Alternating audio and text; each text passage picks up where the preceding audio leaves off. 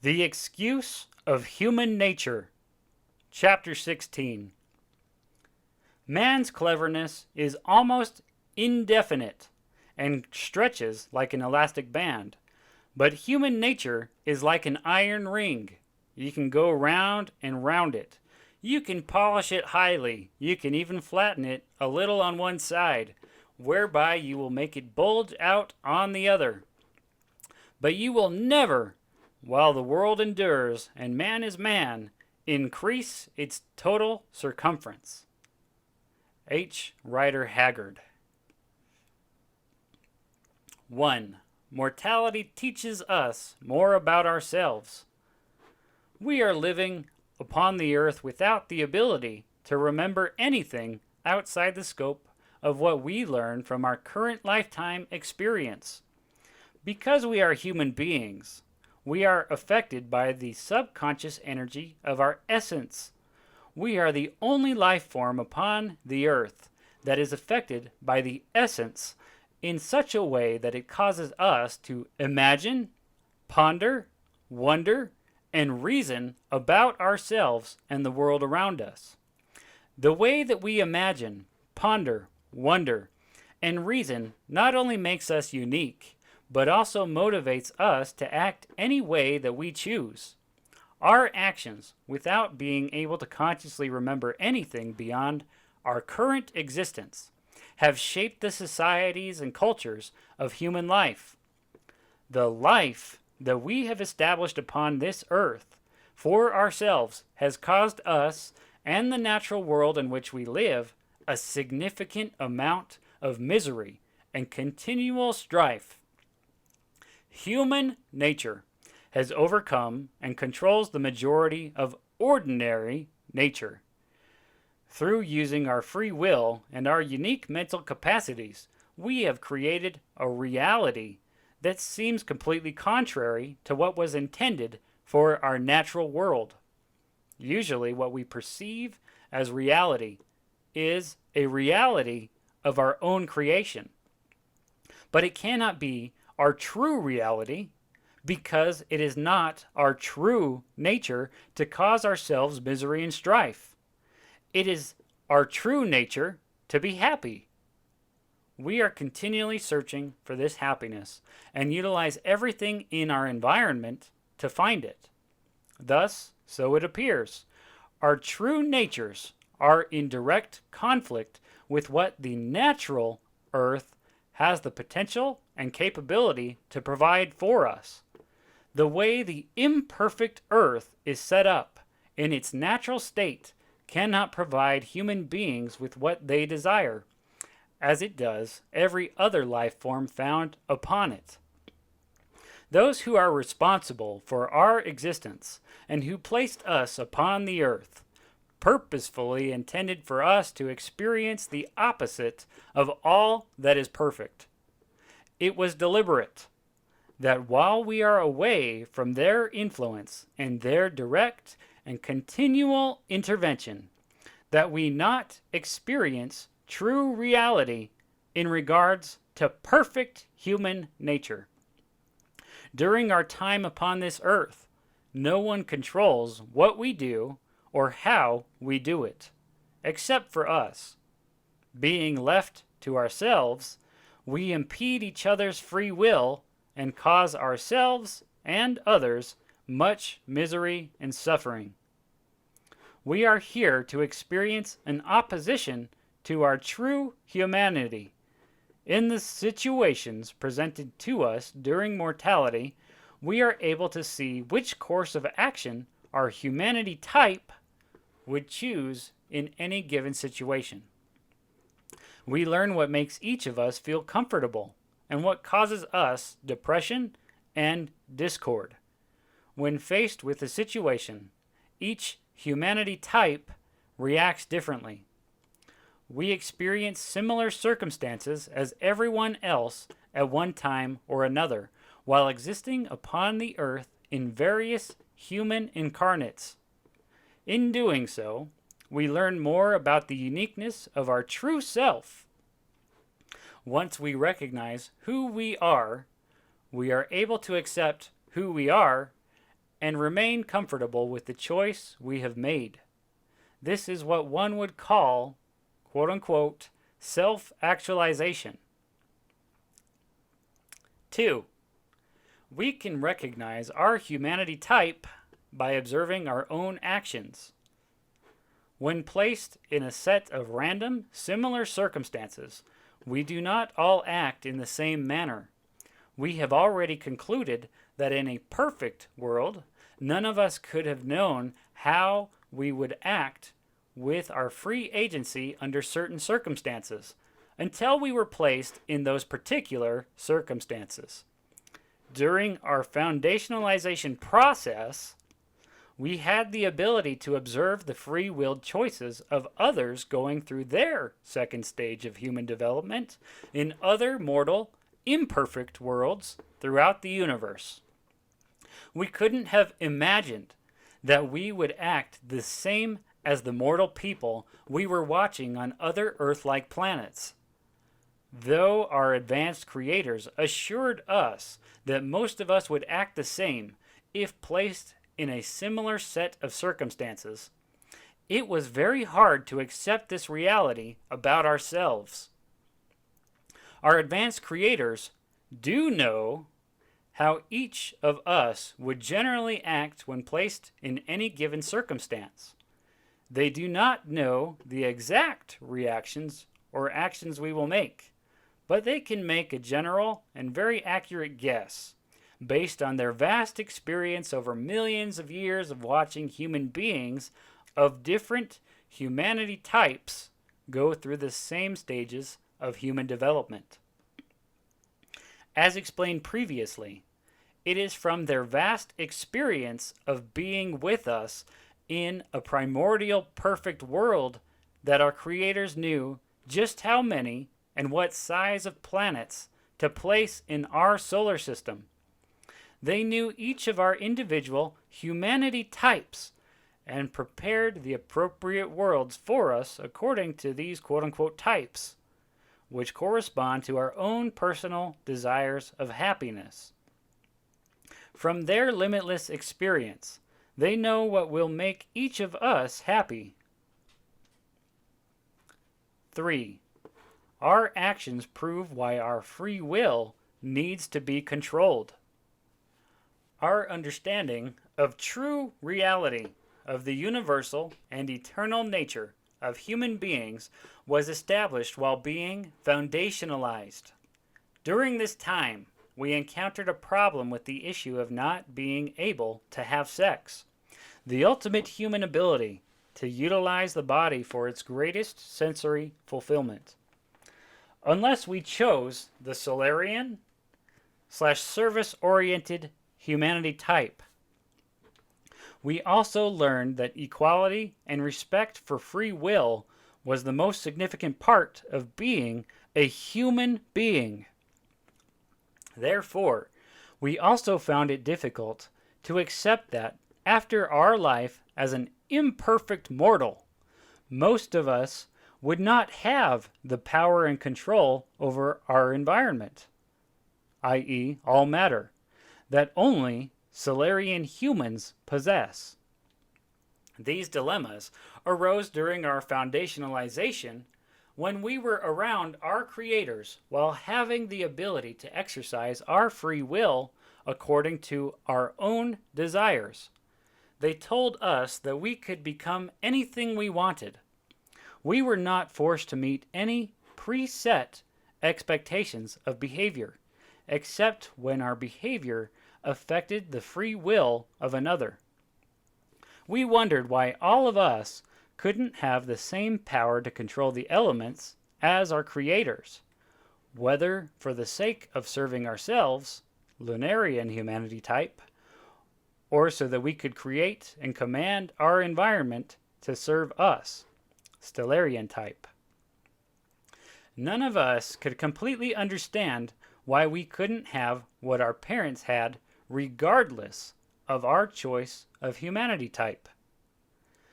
It just didn't make any sense. And it would never have made sense had we not been placed in a position of power upon this earth similar to the position that our creators are in upon their advanced, perfect human world. In our current situation, we all have the ability to have sex.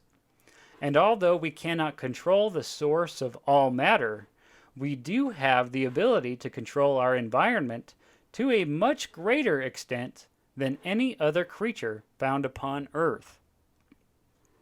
Without our free will being controlled and having similar powers to Stellarian humans, we have effectively demonstrated over the course of human history upon this Earth how we use this power.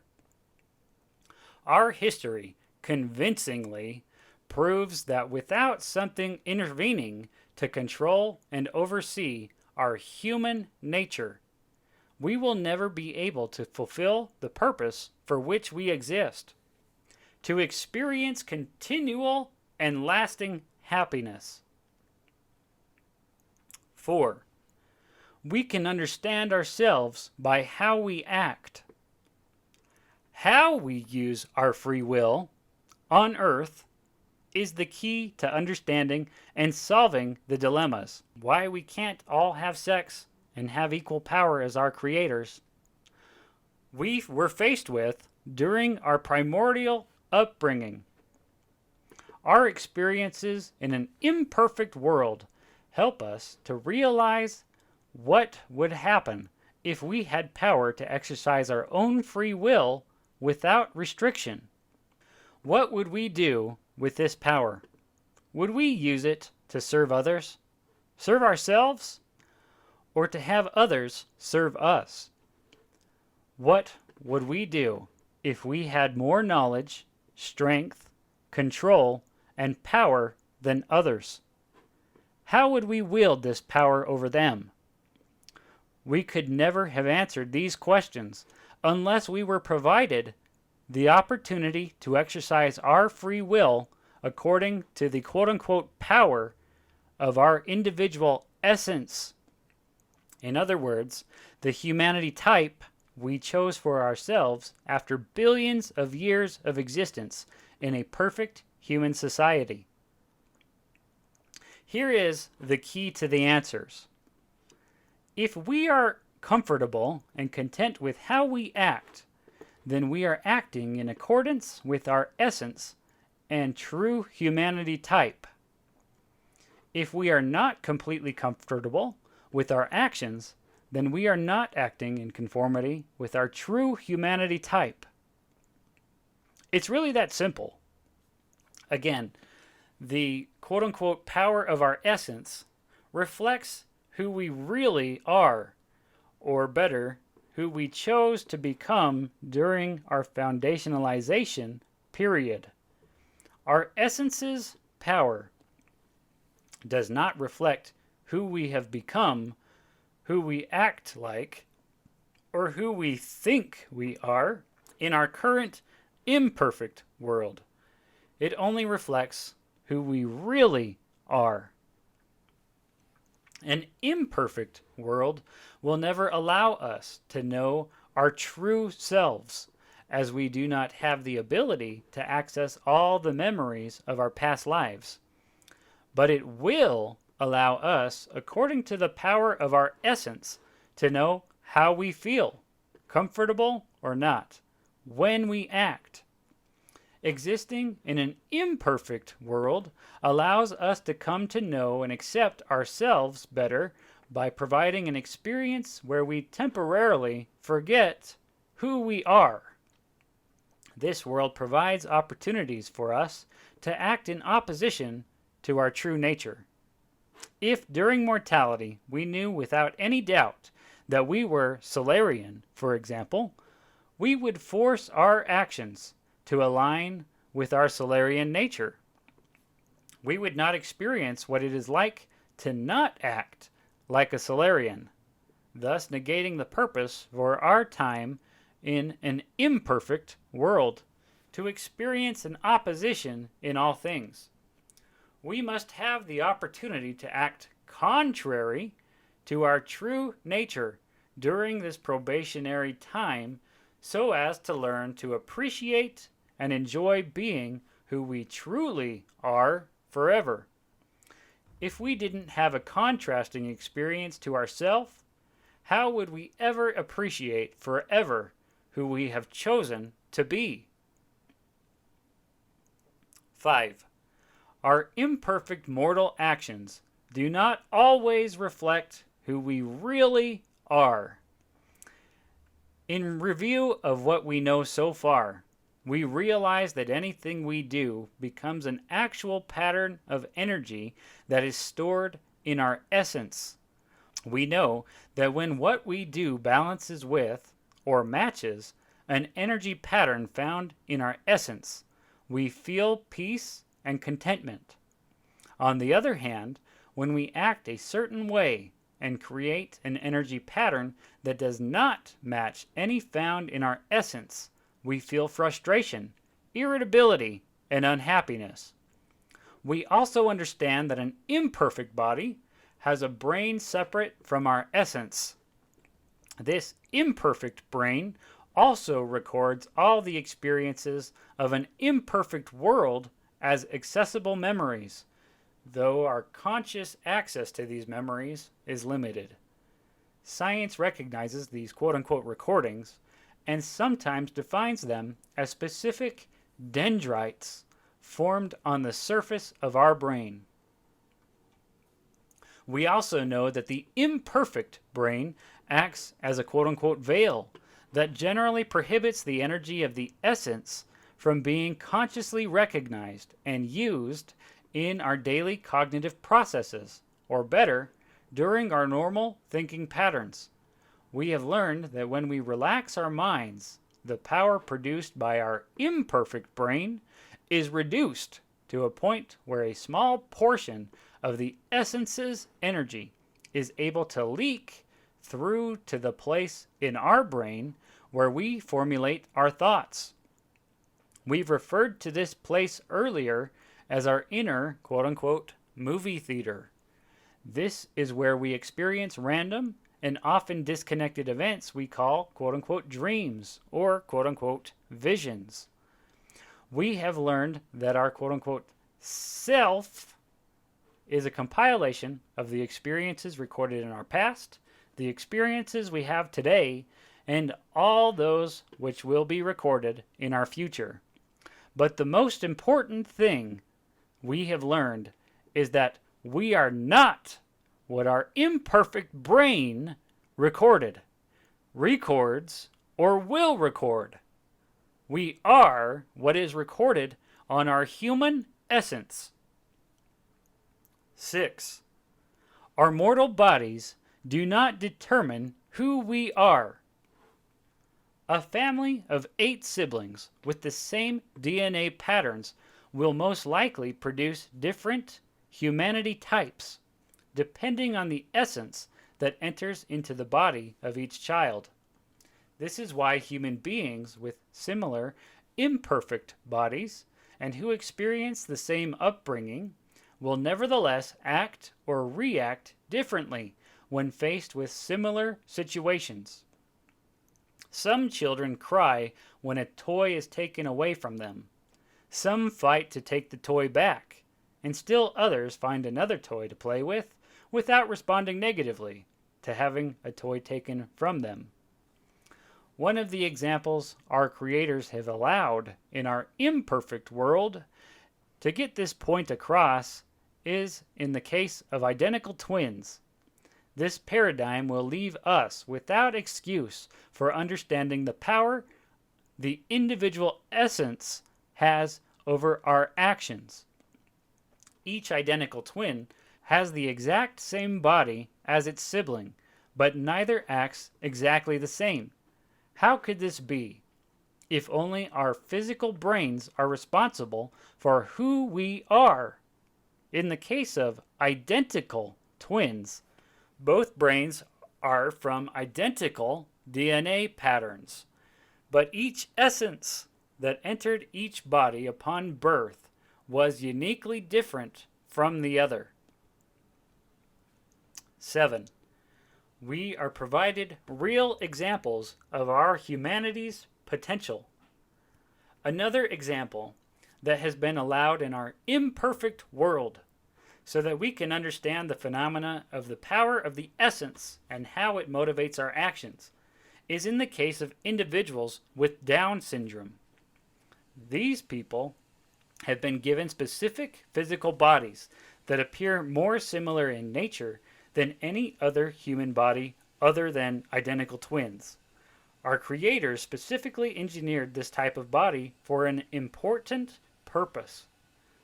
They made the Down syndrome brain in such a way that the emotions of these individuals are more affected by the power of their essence than those of the quote-unquote normal, imperfect brain.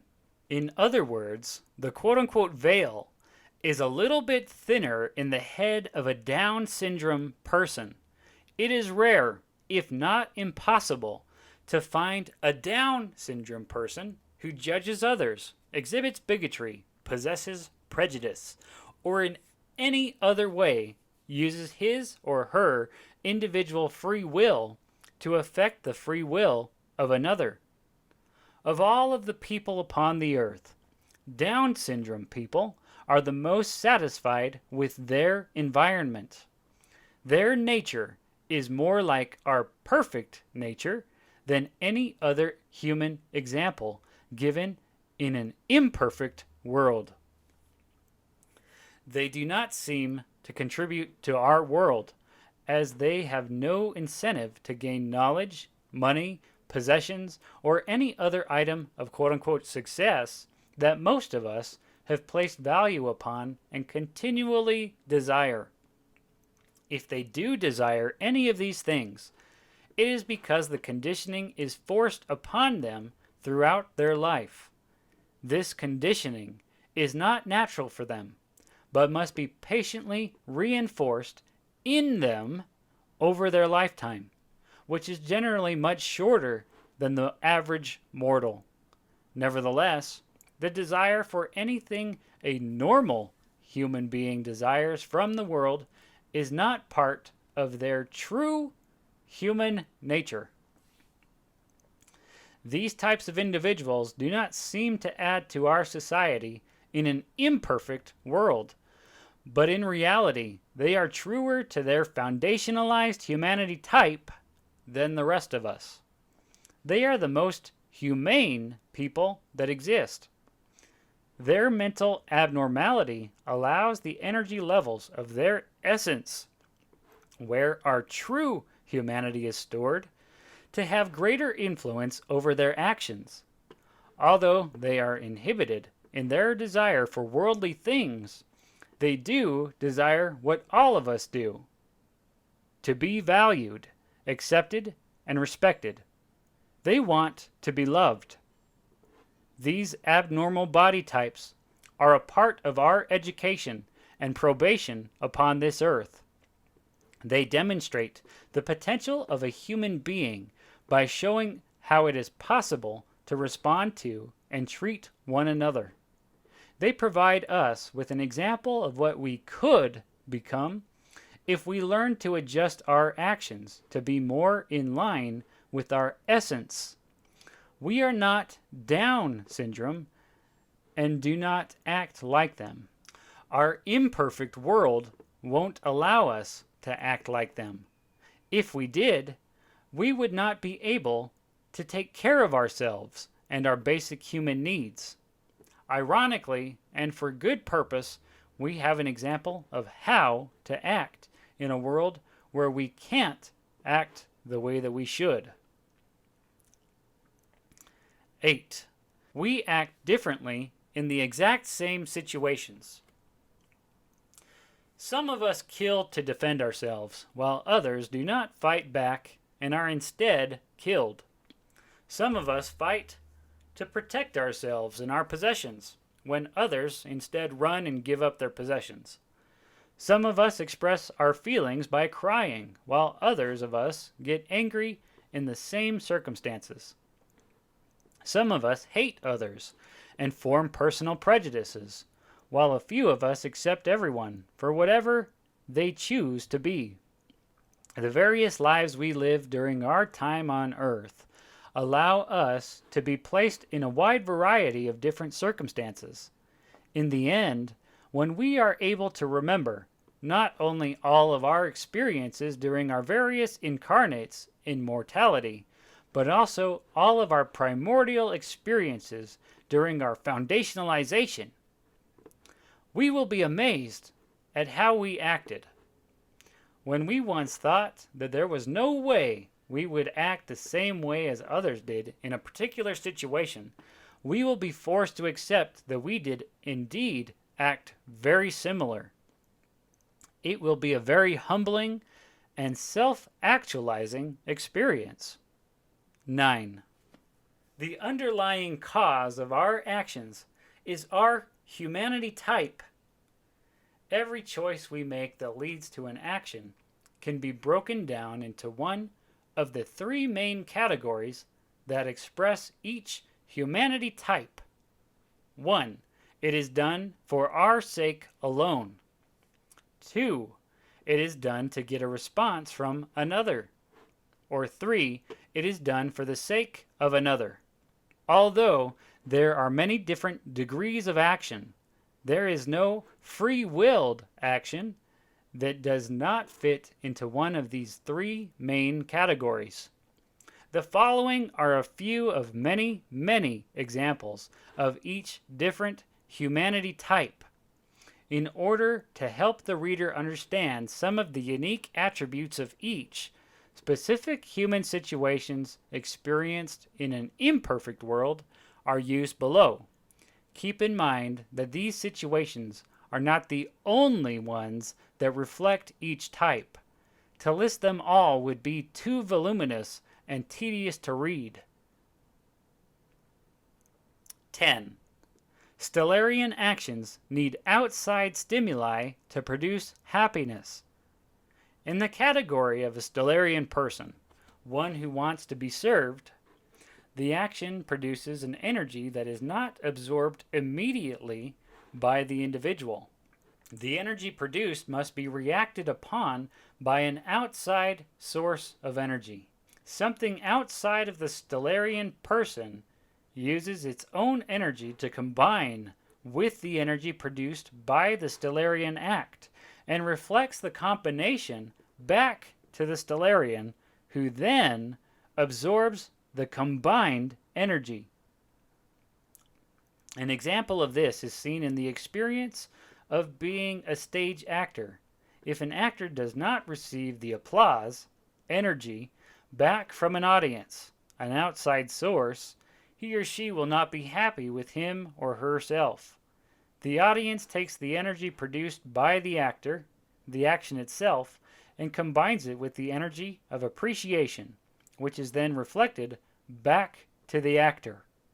Therefore, all of those who need anything outside of themselves to provide them with praise, glory, accolades, awards, or any other type of notoriety, and they are consistently and lastingly happy in receiving them, are Stellarian humans.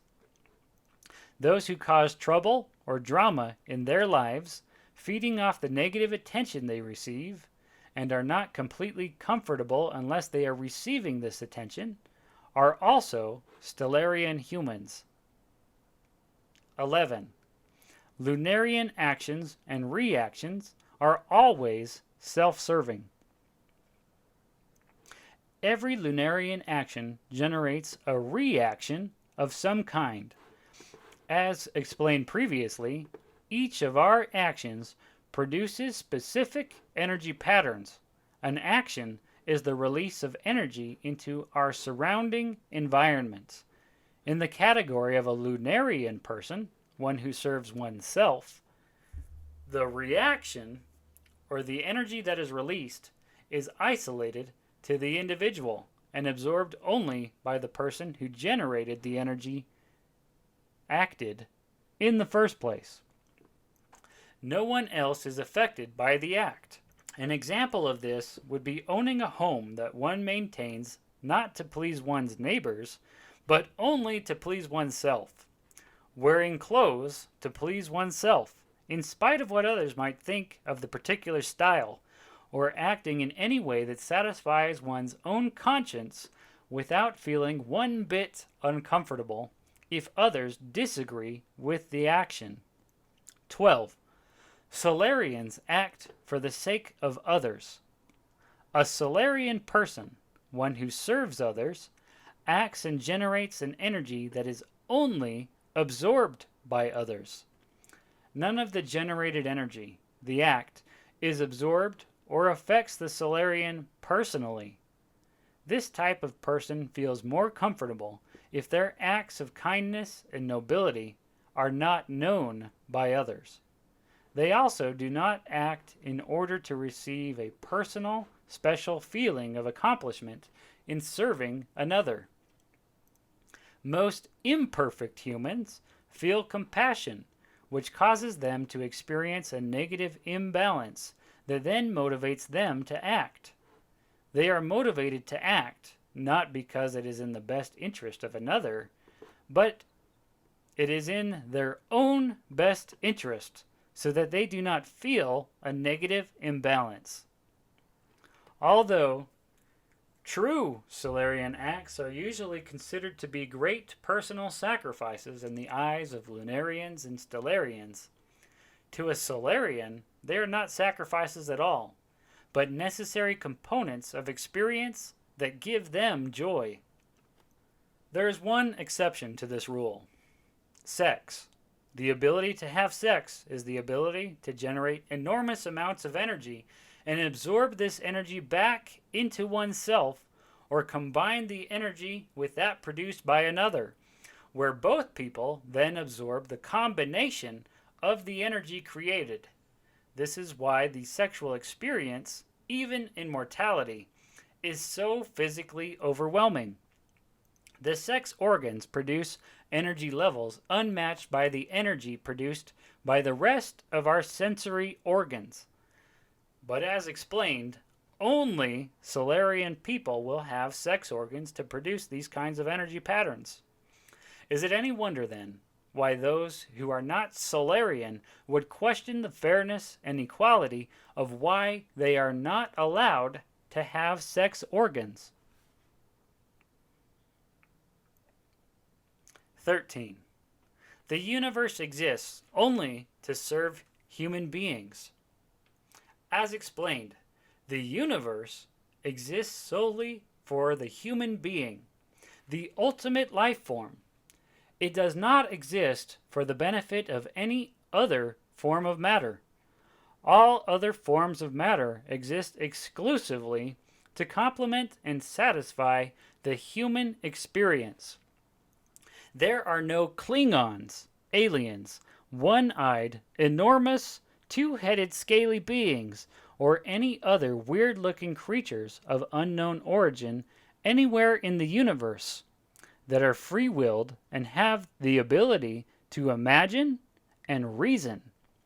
These types of fantasized creatures exist because of human imagination.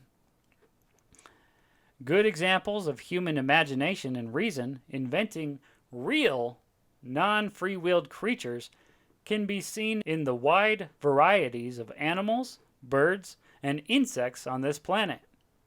Every creature that is not human is created with human imagination. These creatures can look however their creator wants them to look, as long as they fulfill the purpose for which they are created. The human being is the most advanced life form in the universe.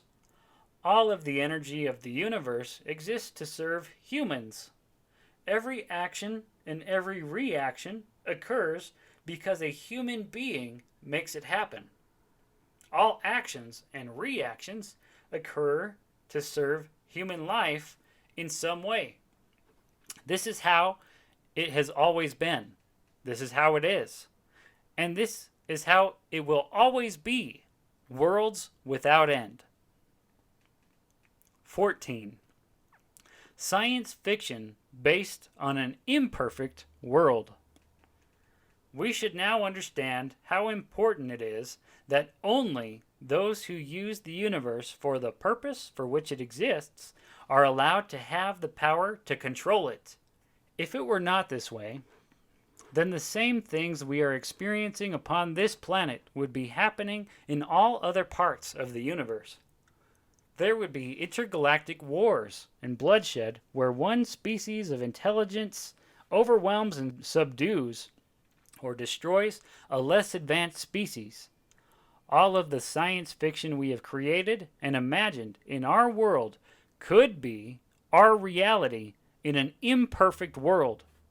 We base science fiction on how we act and react to each other in this world, and this is the only point of reference of perspective we have from which to draw our creative conclusions. In other words, those who create science fiction draw on the energy patterns provided by their imperfect brain. Because these thought energy patterns, i.e., experiences, match the inhumane way in which we treat each other upon this earth, is it any wonder why they have such vivid imaginations regarding science fiction?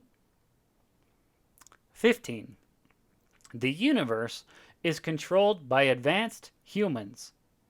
We can rest assured, however, that only people who use their free will to serve others without expecting anything in return are entrusted with the power of the universe.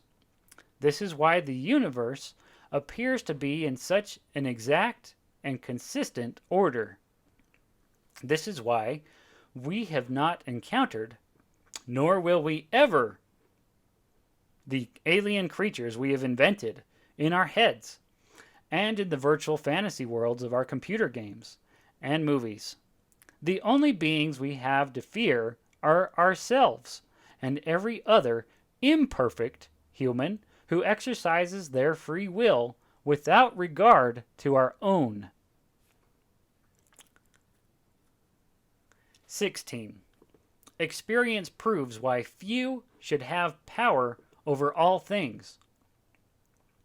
With the real truth we are learning throughout this book, we can now have a better appreciation for this life and the reason why we are here. We are witnessing what happens when power and control are given to Lunarian and Stellarian humanity types. We are seeing the effects of free will that are being used to serve oneself or to be served by others.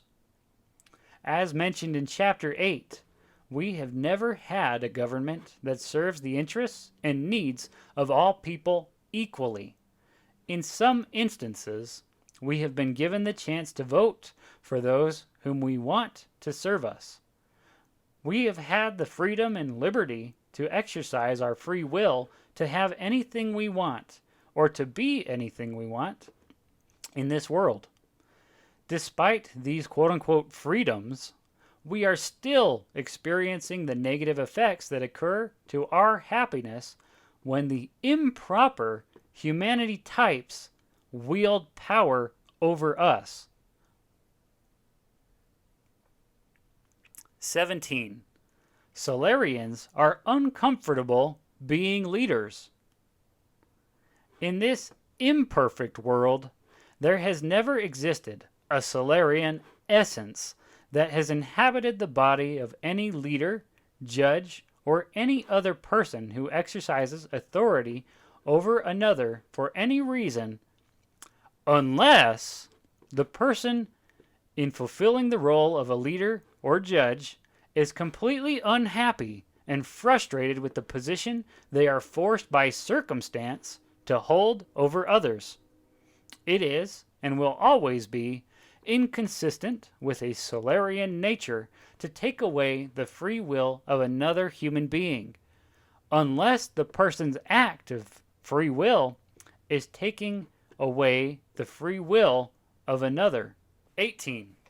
Advanced humans do not wield power and control over others. Some argue that we need quote-unquote righteous judges and leaders to exercise their authority for the good of the human race. But what quote-unquote good has come to the human race where one leader or judge has exercised authority over another's free agency? Those who judge others and exercise authority over them continually cause human suffering to those whom they judge and control. The sentences and judgments administered by those who are currently in power upon this earth have done very little to stem the tide of hopelessness, misery, and discord felt by the human race, and these judgments certainly do not serve the person upon whom they are placed. Even in the case of exercising judgment upon a murderer, for example, no real justice is administered. The victim doesn't receive any justice, nor do those who have been affected by the victim's death. Those affected usually live with constant pain and with a vindictive attitude, both which take away their peace and happiness. A Stellarian humanity type, on the other hand, would never be comfortable with him or herself without the conditions of complete and unconditional forgiveness taking place for any act chosen by the free will of another.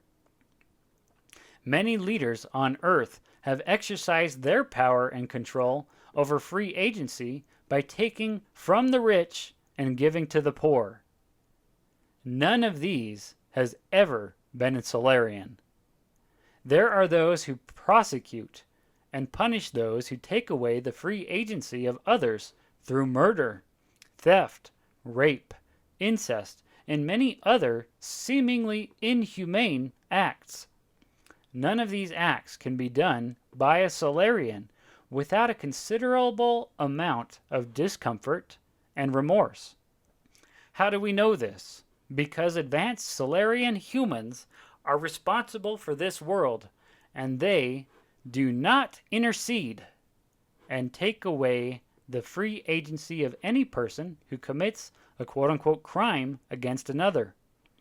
They watch and respect free will, even when an adult rapes and kills a child.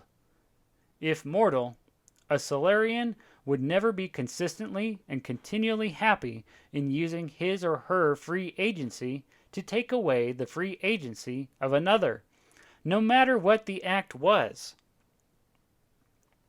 19.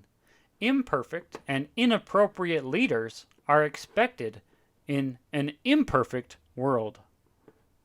Common sense tells us that if there are not leaders and judges upon this earth to protect people from others, the whole world would decline into chaos and anarchy.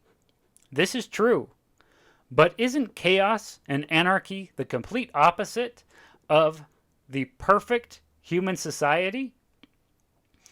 And are we not here to experience this opposition? On the other hand, the world has never known a time when all humans were unconditionally forgiven for all that they did. What would happen in such a world?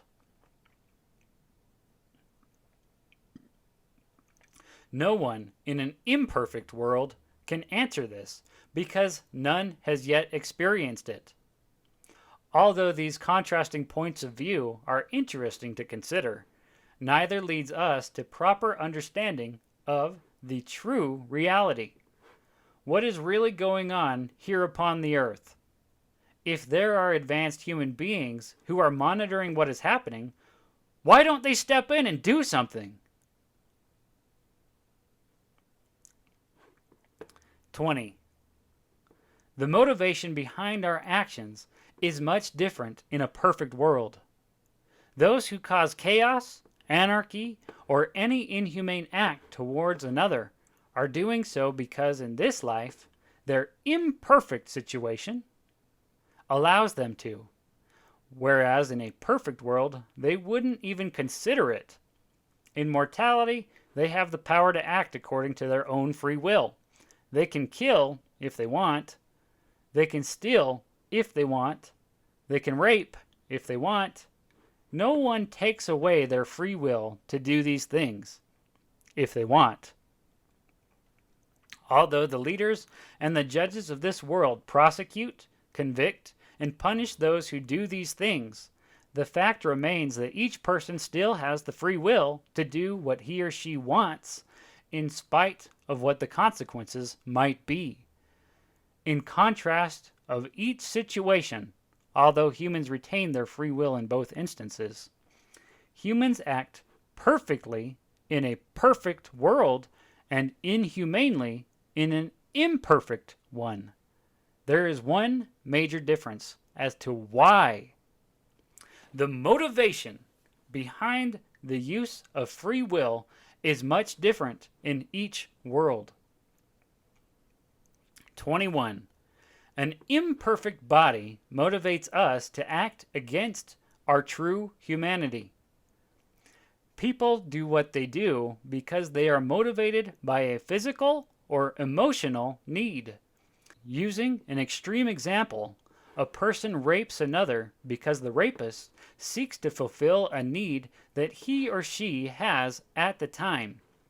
These actions are completely motivated by the needs and desires of an imperfect body in an imperfect environment. Though some argue that the cause of rape is a need for control, they are only correct in assuming that the rapist seeks control in the ability to satiate sexual motivation. If the rapist had no sexual urges, they would not rape. If it was just control that the person desired, and many imperfect humans do, then they would do other things, such as pursue roles of authority over others, as in law enforcement, politics, business, or becoming a spiritual leader or even a parent. For another example, many young girls who find that they have little control over their own environment or their own lives seek to become pregnant and produce a child whom they believe they will be able to control. These girls are motivated by the need to control something in a world that overwhelmingly controls their free will. With our mortal bodies, we are allowed to have sex. We are driven to have sex by the very hormones that our sex organs produce. Most humans will do whatever it takes to satiate this need. This includes the subtle motivations we have to wear makeup, obtain cosmetic surgery, or lie about who we really are, to having a reason and incentive to rape another person. Whatever it takes to fulfill our sexual need, we have the free agency to do it in this world. And these motivations come from our needs in an imperfect body. However, if the need, the reason, and the incentive were taken away, what then would stimulate the action? In a perfect world, there are no physical or emotional needs that are not fulfilled.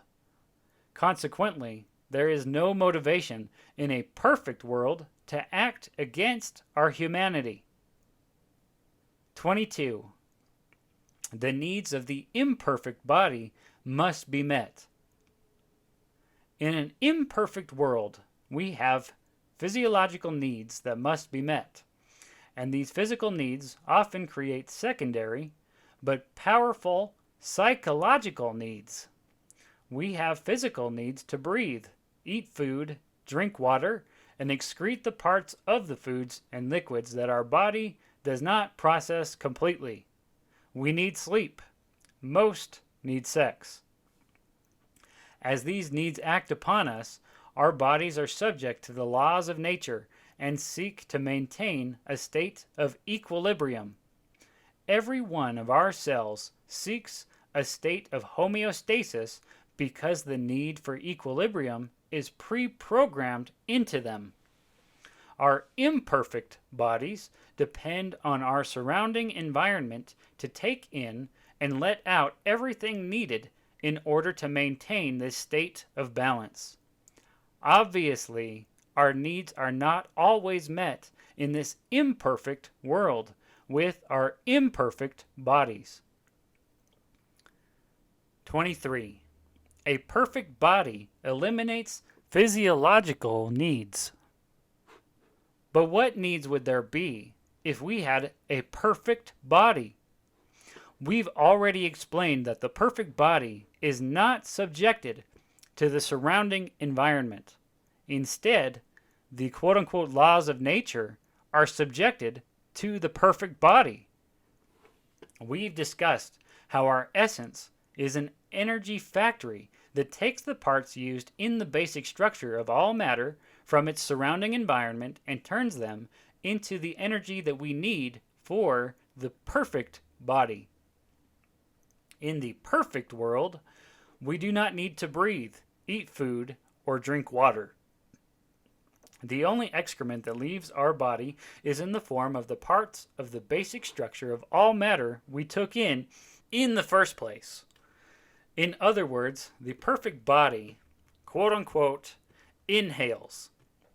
This quote-unquote inhaling is similar to osmosis, wherein the basic elements of matter are diffused through the semi-permeable membrane from which the perfect skull is constructed. It can then be said that it quote-unquote exhales through reverse osmosis. Supported by the power of our essence, the perfect body maintains its own homeostasis no matter in what environment it finds itself in the universe. 24. With no worries about our physiological needs, our motivation to act changes. In eliminating our physiological needs, many of the motivations of human nature are eliminated, including powerful psychological motivators. In a perfect world, the survival instinct will no longer be the greatest human stimulant. Survival of the fittest will no longer have any meaning to humans who are equally fit. No longer will there be the quote-unquote haves and the quote-unquote have-nots. Hunger through poverty in all of its ugly forms will cease to exist. The hoarding of the limited resources of our environment will be a thing of the past. How can a person hoard the unlimited resources of the universe that are freely available to all? The perfect body will only use the materials of the universe that it needs. It inhales, as explained above, the components of elements, utilizes them for the enjoyment of the human, and then exhales them again out into the surrounding environment, keeping everything in an ordered pattern of homeostasis. Every quote-unquote crime against another person in attempting to satisfy the needs of our imperfect body will be gone. How, for example, can a person with no sex organs, and thus no essential hormones that stimulate the desire for sex, commit rape? Why would they? And how would they? A perfect body leaves no human desiring something that is not readily available in unlimited abundance. There are no human physiological needs in a perfect world. 25. Our personal security is very important. Nevertheless, there are other important needs that all human beings have, even those possessing a perfect body. We all have a need to feel completely safe and secure in our environment. We need to know that no other person can hurt us. We need to know that no one can take away our free agency to use our body in the way that we choose to use it. There can never be a moment when a perfect human being can feel personally threatened or have a sense of fear of the unknown. We must have unconditional free agency, along with the assurance that this agency will always be protected. And we must know all there is to know about everything in the universe, thereby not fearing anything. 26. The imperfect body compensates for our physiological needs. In our imperfect bodies, if we go without food and water for a day, our bodies adjust and we soon hardly notice that we are hungry or thirsty.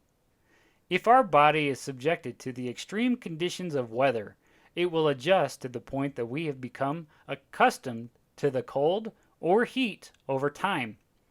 Although our body adjusts and calms our mind to the fact that our physiological needs are not being met, the imperfect body is going to die. For this reason, people feel calm during the last stages of hypothermia and heat exhaustion. All they want to do is sleep.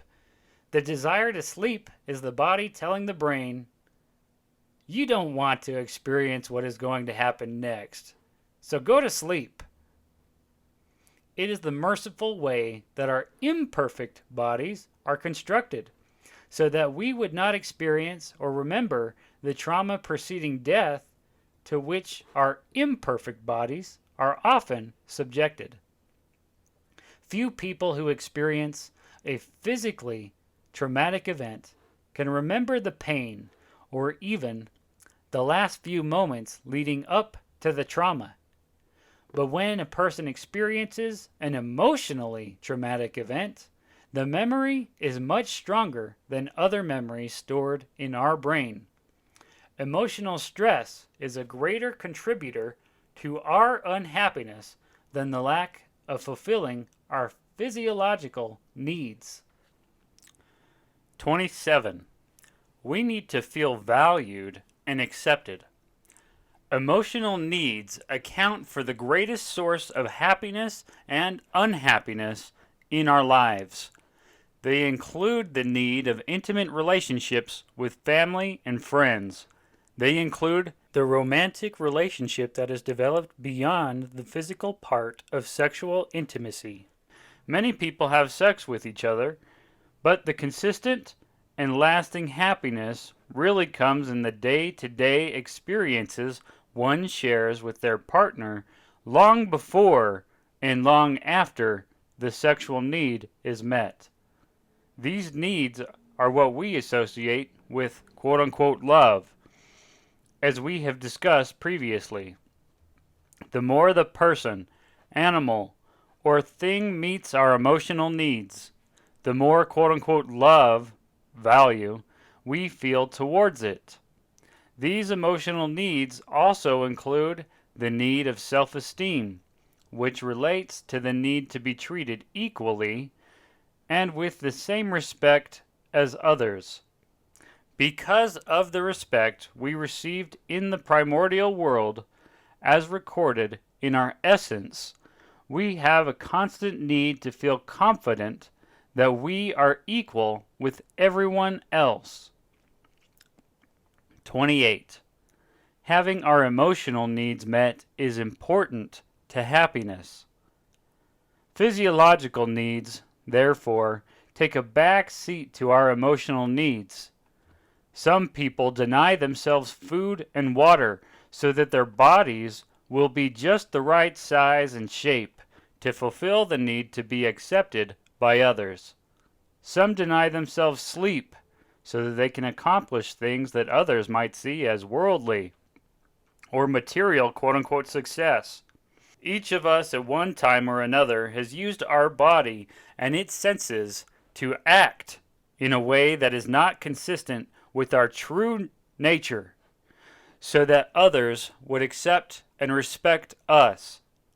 All of the misery we experience in this life, including all the misery we cause each other, can be traced to our emotional needs not being met, or to our desire to have these needs met. These emotional needs were foundationalized within us by the way we were treated in our primordial world by our Stellarian creators/parents. 29. In a perfect world, our emotional needs are always fulfilled. Emotional needs cause us to desire to become what the imperfect world expects and respects, but not who we truly are. An individual pursuing our own happiness apart from everyone else. If we could fulfill all of our needs, we would find our real self. Then all of our actions would be motivated by who we really are and not by whom we think we quote-unquote need to be in order to have our emotional needs met. A perfect world either provides for all of our needs or takes away the need altogether. Everyone is treated equally. Everyone has equal understanding about the universe. This comes through the eons of time spent during our first stage of development, our foundationalization process. We have nothing to fear because there is no unknown, and the greatest assurance of our personal security, or that which assures us that no other being will ever impose upon our free will, is the knowledge that there is a powerful overseer who guarantees each of us this security. 30. Mortal actions that are not reflective of our true self cause unhappiness. How we feel about what we do, meeting our emotional needs, directly exposes one of the humanity types we have discussed. However, not all of our actions in an imperfect body are consistent with our true self. Therefore, they do not always reflect our humanity type correctly. And when they don't, our emotional needs are not met and we suffer the consequences. The way that we can tell if our actions reflect who we really are is if we gain consistent and lasting happiness from the experience. We might gain an immediate gratification through a particular experience, but we will never gain a consistent and lasting happiness unless the action matches who we truly are. This is why we mentioned above that a Stellarian individual in an imperfect body could be a leader or a judge, but would never find consistent and lasting happiness from the experience. Likewise, a Lunarian or Stellarian individual might find a moment of happiness in an action that serves another, but never for a consistent and lasting period of time. They might have a compassionate thought for a suffering child and write a check to a charitable organization that ostensibly serves the child's needs. But the Lunarian or Stellarian would not find a continued and lasting life of service to the child amenable to their core happiness. In this same example, they might write a check and find joy in doing so every month without taking any action to find out why the child is in poverty in the first place and doing all that is possible to end the poverty. But a true Stellarian person would analyze the poverty of the child and not intervene if it would ruin a situation of learning and accountability for those responsible for the child's poverty. Furthermore, the Stellarian would not feed the child one day and then forget about the child's hunger the next.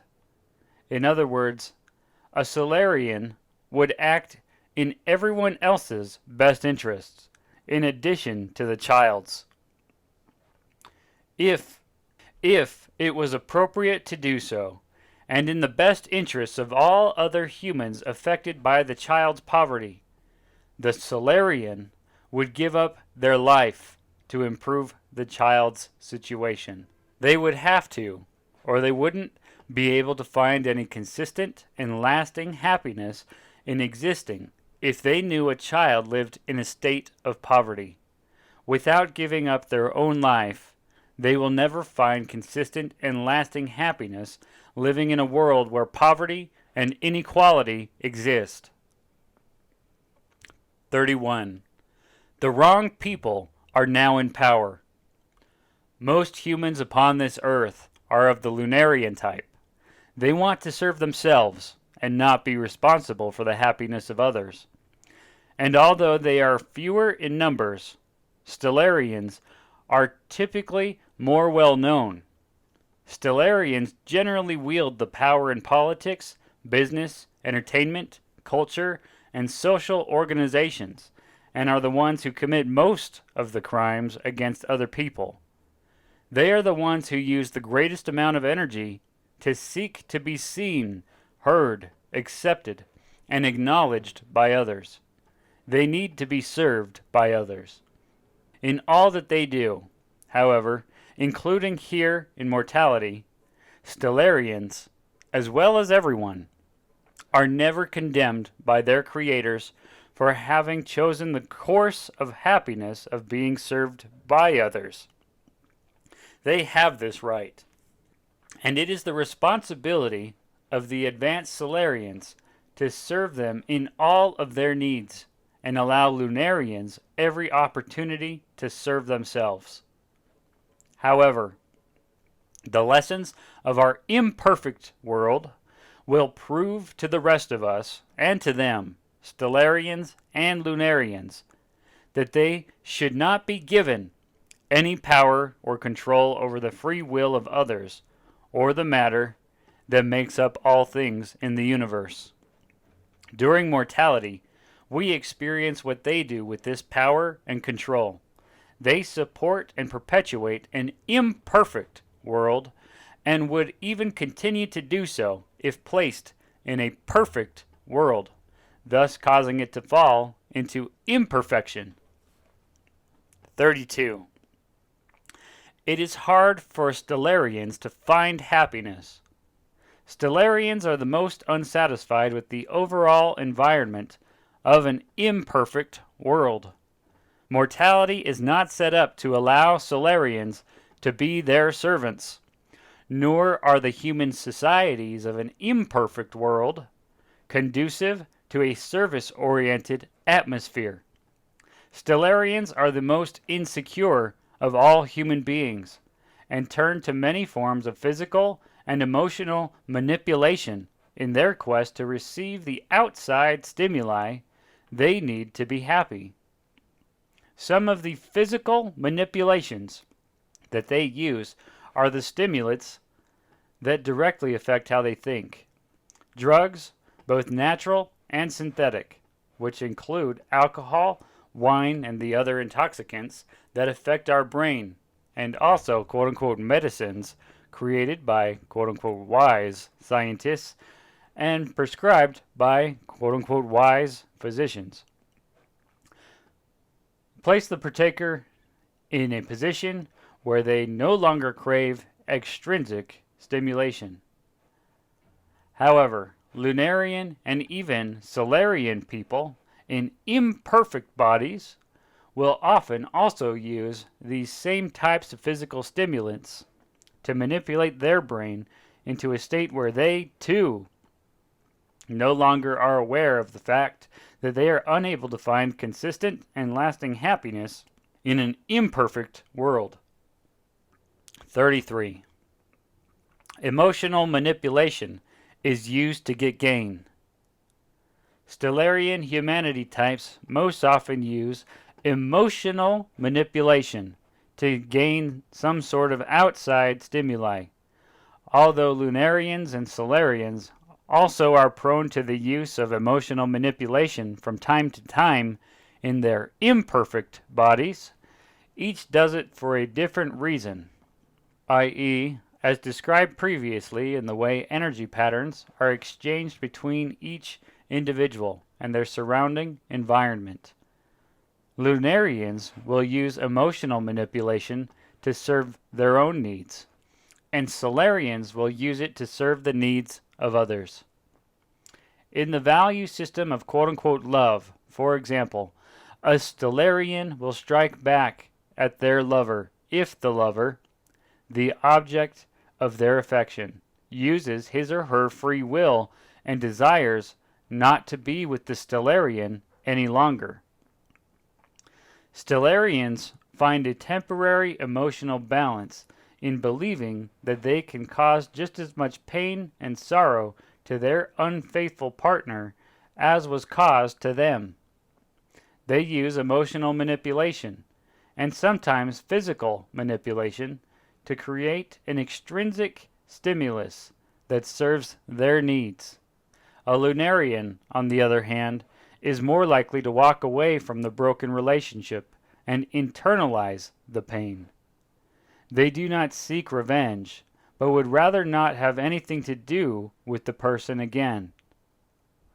The Stellarian, rare as they are, will find joy that their lover has found a greater prospect for happiness in someone else.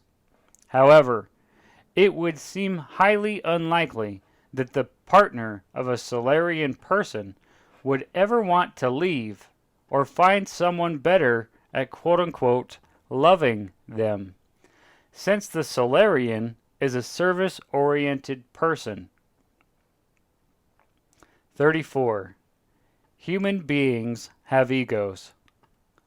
One imperfect school of psychological thought breaks up human motivation into three separate categories: the id, the ego, and the superego. According to this quote-unquote school of thought, the id is associated with the need to satisfy our physiological and emotional needs, and can best be paralleled with the concepts of the needs of our imperfect body as discussed in this book. The superego can best be associated with what we learn through experience. It is connected with the moral part of us that develops due to the rules and restraints placed on us by our parents and by the expectations placed upon us by others. It is the closest to expressing a definition of our true humanity. It can be paralleled to how we are foundationalized in the beginning of our existence, either improperly in an imperfect world, or properly, something we can't remember, in the perfect one. The ego is associated with the superego, our humanity, or the way we perceive other people and our environment. The ego attempts to control the desires of the id and tries to bring balance to a person's life by conforming one's actions with the superego. Humans are the only animals that have an ego. They are the only beings who are aware of themselves and can make decisions about their behavior. Quote, "Is this going to bring me happiness or not?" Unquote. The ego is responsible for this decision-making process. It is what separates us from animals, although we still sometimes act like animals. Although they do not have an ego, all animals have an id and can possibly develop a superego. Just as we are trained up in the way that we should behave, animals can also be trained to act a certain way, thus developing a superego similar to humans. This is why some animals become great pets. They develop a human-like superego. However, again, only humans develop an ego and can act upon it. This is because of their unique free will. 35. We strive hardest to protect our own ego. It is the ego that all human beings try hardest to protect. We seek balance between the needs of our body, the id, and the expectations of our parents, peers, and others outside of ourself, the superego. With what we now know about our essence, it can be understood that our ego is constantly trying to create experiences that match those in our essence. This is why people who need others to serve them seem to be more quote-unquote egotistical than others. They are constantly craving outside stimuli in order to feel balanced. 36. Psychics, channelers, and mystics are produced from Stellarian needs. The opportunities to be a political leader, judge, business icon, spiritual leader, movie star, artist, or one of the many other positions associated with worldly success and glory are few and far between. Those Stellarians who don't live up to the expectations needed to fall into one of these categories will make up their own position in the world in order to bring value to themselves. Stellarians create a sense of quote-unquote self that relies on outside stimuli. They may even create a world of mysticism and the unseen. These include, but are certainly not limited to, those who believe they are psychic, channelers, or who claim that they can read others' thoughts and feelings. These also include those who feel the foreboding presence of what they describe as quote-unquote evil, or who otherwise take the negative experience of reality and create an imagined entity that exudes this negativity. 37. The energy of our thoughts can be felt by others. All of our thoughts are forms of generated energy that are emitted from our physical body. In other words, when we think, we are releasing energy into our surrounding environment. Along with our ability to release energy outside of ourselves, we also have the ability to be affected by the energy of our environment. For this reason, we can feel the energy generated by another person, part of nonverbal communication, even beyond ordinary quote-unquote body language. This ability to subtly sense the emotional disposition of another is equal in all normal, imperfect brains, and does not give those who make claims to psychic powers any more of an advantage than the rest of us have. However, those who make supernatural claims do learn how to take advantage of their normal ability to sense human emotion. With this practiced and cultured ability, quote-unquote psychics can elicit feelings and reactions from others. This leads them to ascertain what they convince themselves the other person is thinking, or something that might have happened in that person's past. Nevertheless, any normal person can do this with practice, and psychics are only one example of those who believe that they are a quote-unquote chosen one with whom concealed aliens or advanced beings from other unknown realms or worlds communicate unseen. 38. Believing one is more special than another disregards true reality. A rare few people are indeed quote-unquote chosen. True, chosen messengers actually see with their physical eyes and perceive with their other physical senses the other human beings with whom they communicate. These few know the true reality of all things. This is how one can tell the difference between those who believe they are a chosen one and those who truly are. Those who truly are can provide the answers to life's mysteries so that the mysteries make sense. Those who are not make up excuses as to why they cannot provide the answers to the mysteries of life.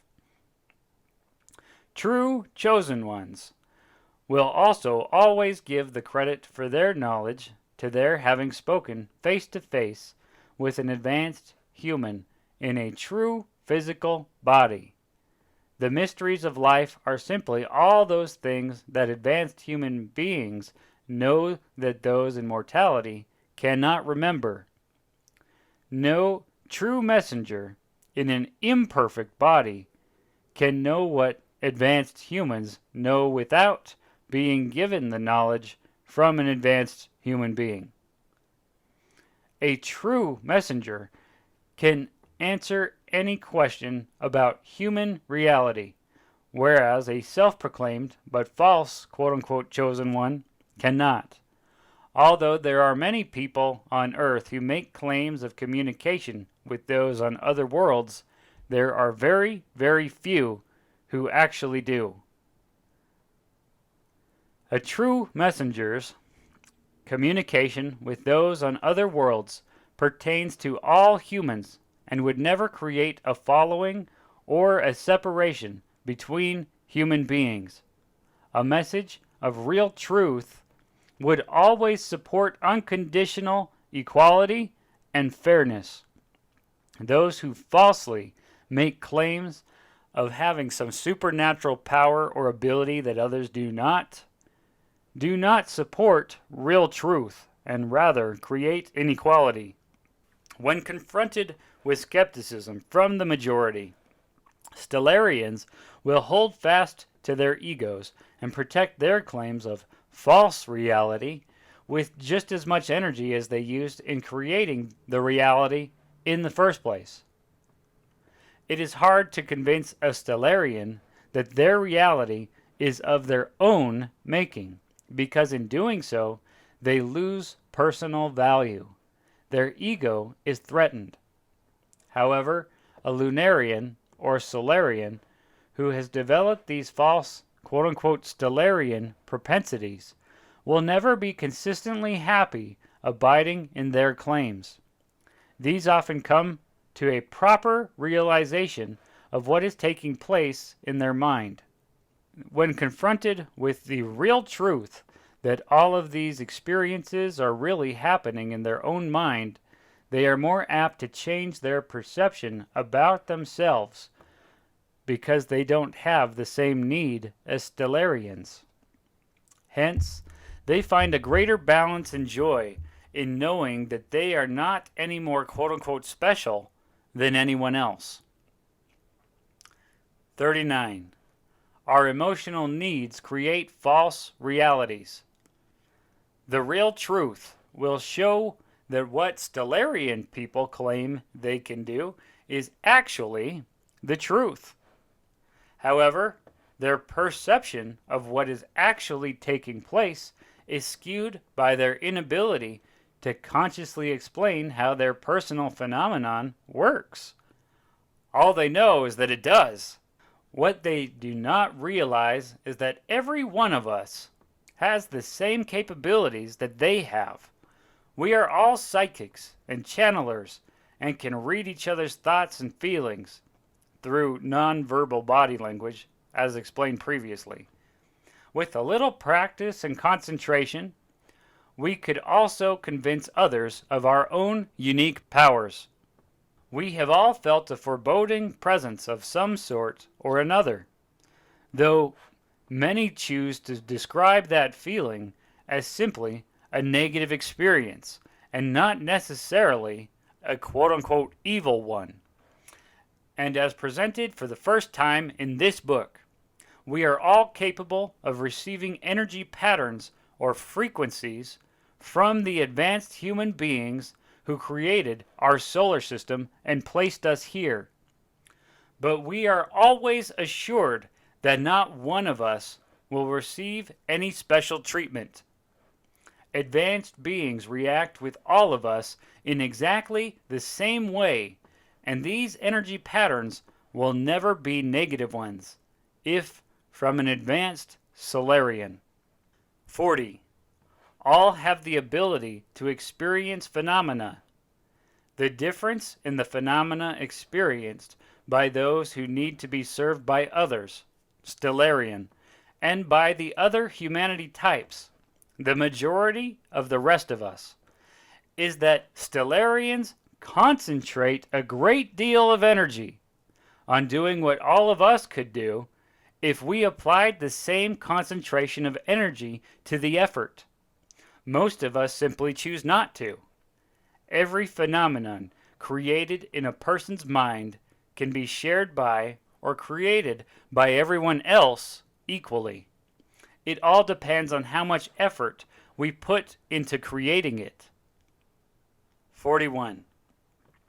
True reality supersedes our personal realities. An understanding of these types of human, emotional, self-imposed phenomena relegates the phenomena to an understandable basic part of who we are and why we exist.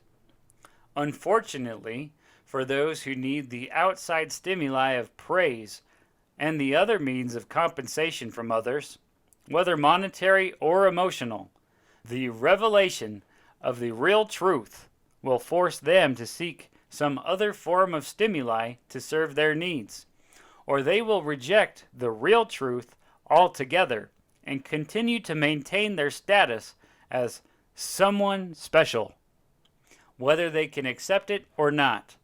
True reality creates the same potential reality for all free-willed beings equally. Any personal reality that one might invent for oneself, all of us, if we desired and made the effort, could create the exact same reality. This real truth, quote-unquote, unfortunately, for Stellarians, does not support the emotional need of those who constantly crave to satisfy their own. 42. Dreams and personal realities are created from the same source. There is not a person in this imperfect world who has not experienced a dream in some form or another. These experiences are quote-unquote dreams when we are asleep and quote-unquote visions when we are awake. Sometimes people focus on what appear to be psychological phenomena through a quote-unquote visualization technique by meditating or concentrating on something that they want to accomplish for themselves. A careful study of what we have already presented in this book will reveal that the experiences associated with the phenomena of the mind are produced in the part of our imperfect brain that coordinates the energy patterns of our senses into thoughts. It has been described as our inner quote-unquote movie theater. It is here where we formulate and experience our dreams and visions. It is in this location where we generate the energy patterns of our thoughts. This includes the thoughts of psychics and channelers. Two examples of many who claim that they can read others' thoughts and feelings. Those who feel the foreboding presence of what they describe as quote-unquote evil, and those who believe that they are a quote-unquote chosen one with whom unseen aliens or advanced beings from another unknown world communicate. It is here where their levels of concentration are projected. In this part of the brain, they create their own reality apart from the true reality that affects everyone equally. 43. Personal realities seem as real as our dreams. When these phenomena claimants expend energy from their imperfect brain in the form of concentration, the quote-unquote veil that is produced by their brain becomes thinner, allowing more movement of energy from the essence, although the energy is often skewed and misinterpreted because of the veil that still exists. As explained previously, the quote-unquote veil is simply the inability of the imperfect brain organ to access and properly arrange the energy patterns given off by the essence into rational and conscious thought. Nevertheless, when a person concentrates enough energy into the quote-unquote projection room that shows what is seen in our inner quote-unquote movie theater, more energy from the essence seeps through. They then begin to perceive and think things that create a quote-unquote reality that only they are able to experience. These new perceptions and realities become their conscious dreams. These new personal realities can be just as disconnected to true reality as any of our subconscious dreams, but to the conscious mind, they might seem very real. 44. Personal realities are experienced in the mind. Most people do not create dreams until their brain shuts down and the energy emissions of the essence seep through when they are not concentrating on anything in particular. When we are conscious and quote-unquote thinking, our imperfect brain creates energy patterns that block the energy given off by the essence. In fine, all of the experiences of the mind are made up in the mind and experienced there.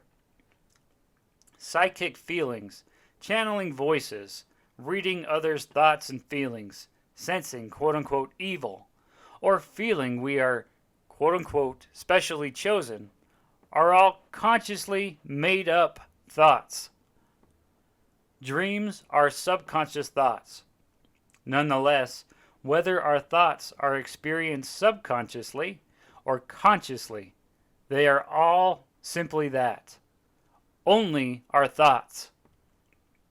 And just like our dreams appear to be real while we are dreaming, any thought we can generate can appear just as real while we are awake. We all have taken a situation and twisted it into a reality that we want to be true, even though it is not. We can manipulate the situation with our imperfect mind into pieces of quote-unquote evidence that support what we want to believe. Once we have convinced ourselves that the evidence taken from the situation is real, although it is not, we will hold our new reality to be the only reality. 45. We can control pretended realities. For one of many, many examples, let's take the situation of a man secretly hiding his telephone conversations from his wife. When she comes into the room, he might turn away from her and speak more softly. If his wife inquires into his unusual behavior, he might come up with an excuse that the wife knows cannot be true. But what is the true reality of the situation? Is the man cheating on his wife, or is he planning a surprise for her? We have learned that our imperfect minds make it very difficult for us to know the real truth, as this is a part of our intended experience in mortality. Our experiences in the past also cause personal insecurities. If, using the above example, the wife was cheated on in the past, or she cheated on her husband and hid personal telephone conversations from him, she has an experience that her mind can recall to create evidence that supports her pretended reality, perception of the situation. Volumes could be filled with these kinds of examples. Both emotional and physical destruction have been caused because of the imperfect way we often form our personal perceptions. The most important thing for us to understand is that we are susceptible to these feelings and should make an effort to control and limit, if we desire, what personal realities we create in our minds that are not true realities. Again, real truth, with a capital T, is anything upon which every non-veiled, non-mortal, free-thinking and free-willed human being in the universe agrees. It is something that none of us in our perfected state, in complete honesty, could deny. Real truth never changes. Nothing can be added to it or taken away from it. It is the same throughout the entire universe, and anywhere advanced, perfected human beings are found, there is no disagreement on its substance and its conclusive statement of fact. See Chapter 15, Section 4. 46. We can provide our own emotional, quote-unquote, therapy. The easiest way for us to prove our personal realities is to seek the perception from others who might not agree with us. What do they have to say about the situation? This has led to the current explosion of people attending therapy sessions, where a trained therapist invalidates many made-up personal realities. Although these sessions might serve some positive purpose, they are often expensive and not available to everyone equally. Therapists even need therapy. The best therapy, therefore, is understanding more about our imperfect state and learning to control our minds by the power of our own essence, which contains all true reality just as everyone else's. The reader may now be curious to find out the techniques that can be used to tap into the power of the essence in a way that can keep one from inventing realities that are not true. What can be done? How does one do it? Although understanding our weaknesses can force us to confront them, and by the power of our free will, overcome them to some degree. If we could do it all of the time, then the purpose for which we are here in mortality would be thwarted. We need to experience what it is like to have an imperfect body, so that we will appreciate the perfect one we will possess forever. Therefore, a presentation of these techniques is beyond the scope of this book. But with a little less concentration on the things that cloud the imperfect brain, we will have the needed energy to tap into the essence, although never with complete accuracy while in mortality. 47. Those with false realities will defend them. Some claim that they have experienced the ability of another individual to know things about them that no one else could have known. These include those who aren't even aware that they have the same powers. They claim that one so endowed with special powers talked to one of their dead ancestors or loved ones and were told things that only that ancestor or loved one could have possibly known. What these, thus convinced, do not realize, however, is that for as many times as demonstrations of special mind powers have succeeded, they have failed much more often. But the person who gains self-esteem from quote-unquote personal special powers is never going to tell a new source of outside stimuli, a prospective believer, about the times when their powers failed to work. They will defend their quote-unquote powers for the sake of protecting their ego. 48. Special powers are not part of our intended experience, except in the cases we have previously discussed in relation to autism, savants, and other abnormal anomalies of the brain. No person is given or can develop a special power or ability with an imperfect body that everyone else is not also equally capable of developing if they applied the same concentration to acquiring it. It is impossible for the imperfect brain to function in any other way than how it was intended. Because all of us are here in mortality to experience the opposite of human perfection. Why would any of us have an unfair advantage over another? If, in fact, our creators had ever created inequality by granting some of us advantages and powers that others did not have, then they would have created the opportunity for excuse. Quote, "If you had just given me the power to read thoughts, speak to the dead, see in the future, see in the past, or experience the sensations of quote-unquote evil and divine intervention, then I would have never acted like I did with my imperfect body. So how do you, creators/advanced beings, know that I cannot be trusted with the power to control the elements and the ability to have sex when you provided a playing field that was unlevel and unfair?" Unquote.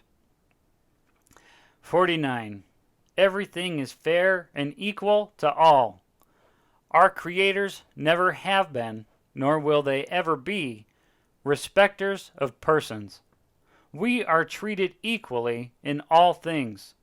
There is no quote-unquote special or quote-unquote chosen people, or those more quote-unquote worthy or quote-unquote righteous than another, except as explained above in the case of a true messenger. Our creators have established a world for our second stage of development that will allow us to fulfill the purposes they had in mind for our experience in this world. They are giving us the experience of life that we chose to have so that we could prove ourselves to ourselves. Everything that exists in our imperfect world will one day be revealed as being fair and just to us all. In the end, we will have no excuse. 50. Advanced beings only intercede for the sake of all equally. As mentioned previously, there are times when advanced beings intercede into our affairs upon this earth by communicating to the mind of a person. But as we discussed, this only happens when their intercession will do something that will help all of us equally and not just the one who is receiving the communication. If advanced beings want to commission a mortal to do their will, they will always make the commission face to face with the person. It will never be done in the chosen one's own mind. To preserve the right we all have to free will, advanced human beings do not, nor can they, control our minds. They can send energy impulses of thought that are suggestive in nature, just as we can give our opinion to others with our external voice of what one should or shouldn't do. Once the transmission is received by the individual, that person must then decide if he or she will accept the opinion given by the unseen and unperceived Stellarian servant or not. The way that these advanced beings communicate with mortals is so subtle and non-invasive that the person receiving the communication will not be able to tell the difference between one of their own thoughts and a suggestive thought directed at their mind from an advanced monitor. Again, these advanced forms of communication with imperfect minds are very subtle, so as not to affect the free will of the person receiving the communication. Our imperfect minds are very capable on their own of creating conversations inside of our head that only happen between us and our own mind. 51. Believing in outside influences takes away personal responsibility. Those who believe or convince themselves that they are receiving communication from a quote-unquote higher source are not. If a person thinks he or she is quote-unquote chosen or quote-unquote special and is in direct communication with someone outside of themselves, their free agency has been affected. By having this quote-unquote feeling, they will feel stimulated and motivated to act on the impulses of intuition because they believe it is coming from a quote-unquote higher power other than their own mind. They will relieve themselves of any personal responsibility for their thoughts and actions. They become a puppet to their own impulses, which, more often than not, impinge upon the free will of others.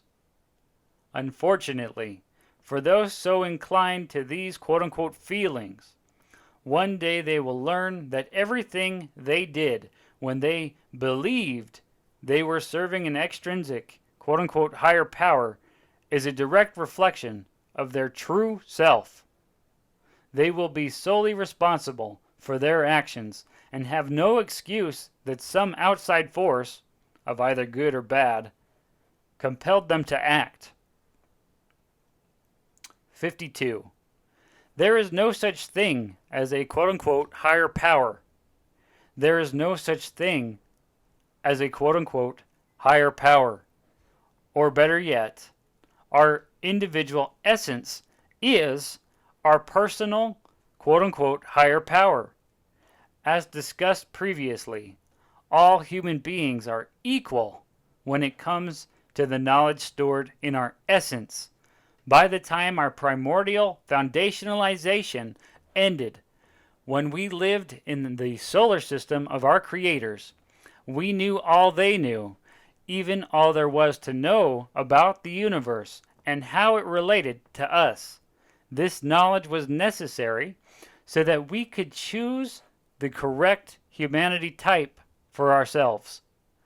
Keep in mind that we lived there for what we would equate with our imperfect minds as being billions of years. It would have been unfair to not receive a full education of everything there is to know about being a human before making the choice of which humanity type best suits us. Not knowing what someone else knew would have left us with the excuse, quote, "But if I had only known," unquote. As discussed previously, some abnormal, imperfect brains are capable of tapping into the power of the essence, savants, autistics. But these few people will never make an excuse that someone or something outside of themselves was responsible for their extraordinary abilities.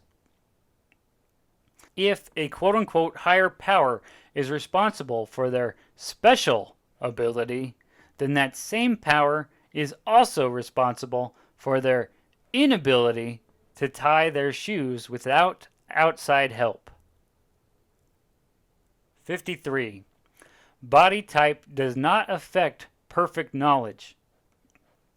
The only differences among advanced, perfected humans are the abilities they have according to the body type they possess.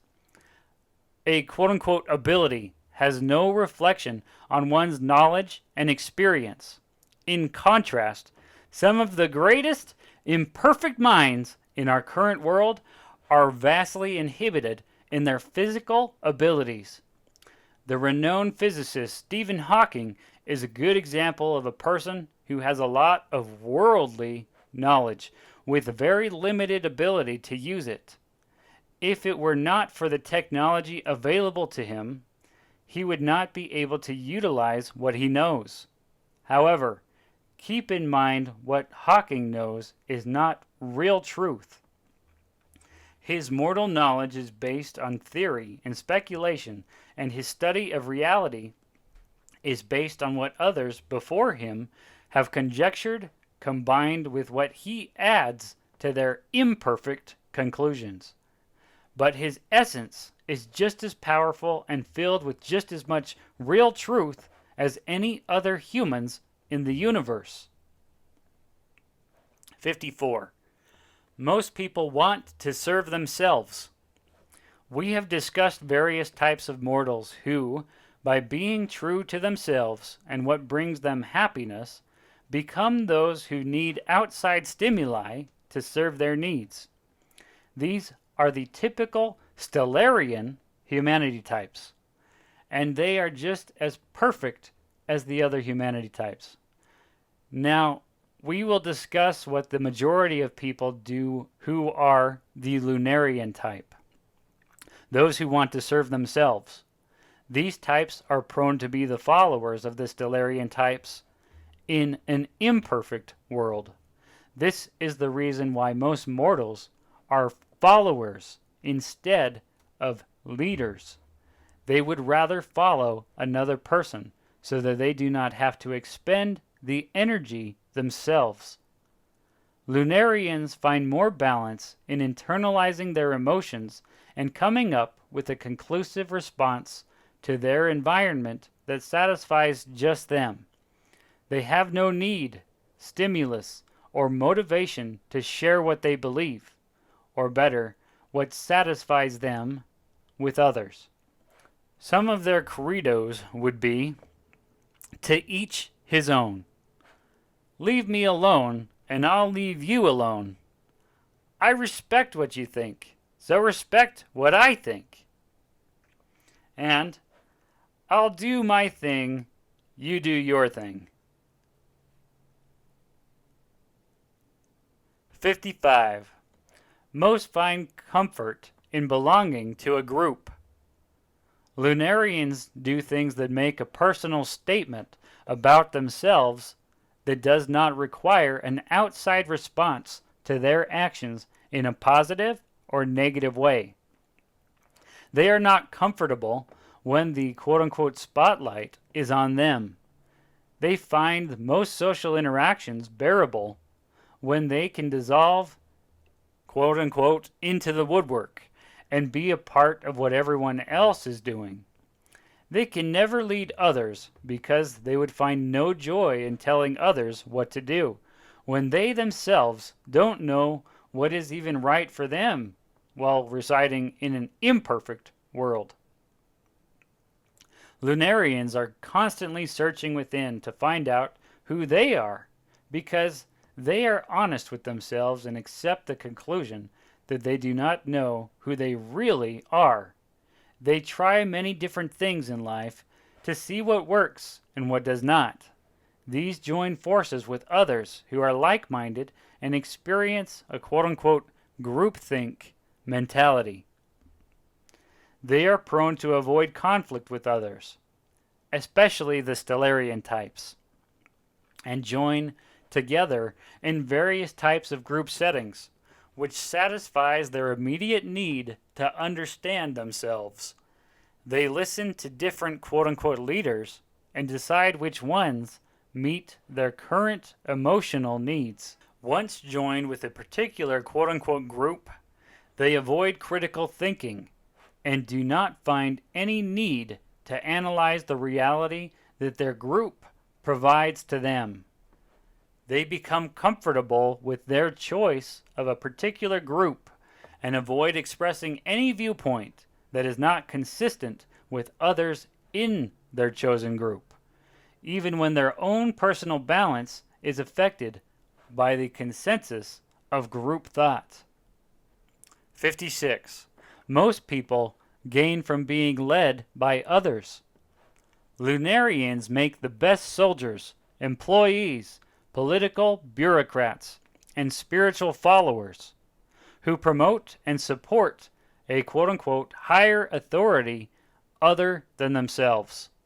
They are all satisfied with the role of submitting to a higher authority as long as their subservience is rewarded by the quote-unquote higher power. Soldiers feel a sense of accomplishment when awarded with a medal or a higher rank. Employees value the promotion and wage increase, and bureaucrats like the acknowledgement and platitudes received of their superiors. And spiritual followers feel accepted and valued when they are complying with the commands of a supernatural entity. All these gain personal satisfaction when their superiors, quote-unquote higher authority, receive the honor and glory that they believe they made happen. 57. We gain personal value from our group. Lunarians seek out any type of quote-unquote group that a Stellarian leader has established. Some of these groups have agendas that create much of the misery we experience in our imperfect world. Gangs of marauders and terrorists, armies and navies to some, can be supported by Lunarians seeking some kind of group affiliation, which gives them a reason for their existence. They gain compensation from their group either through monetary value or an emotional value within the group's leadership structure. Although they tend to aspire to higher ranks within their particular group, they usually feel less comfortable becoming the head of the group. 58. Groupthink mentality hides the true self. This groupthink mentality can be one of the most dangerous parts of human nature, not wanting to be seen as a fool and seeking to avoid embarrassment or angering other members of the group. Lunarians stifle their inner humanity and make irrational decisions or support those choices of their leaders. They are easily convinced that the right way is the appointed and accepted leader's way. Outside of the influence of the group they have chosen for themselves, however, a Lunarian often questions the validity of what the group is doing.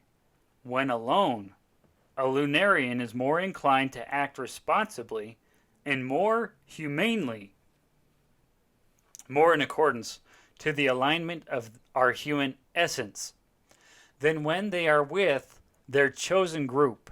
Alternately, the power of groupthink can cause a Lunarian to act completely opposite of how they would normally act outside of the group.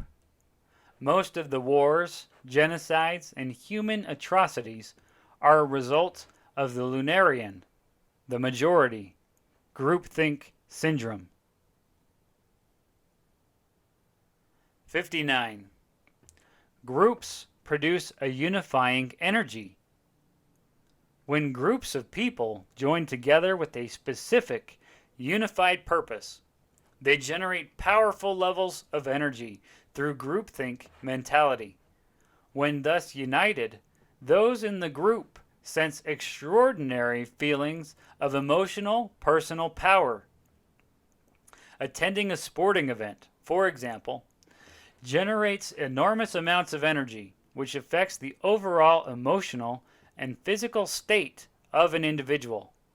The quote-unquote fans generate these energy patterns based on how well their chosen side is doing in the contest. Whether winning or losing, the cumulative energy released into the environment of the event is undeniably felt by all those in attendance. In this example, a Lunarian type will feel right at home with the negative feelings of losing or the positive feelings of winning. A Stellarian type will attempt to become the center of attention in the audience and stand out as a more enthusiastic fan than the others, thus feeding off the energy created by the crowd.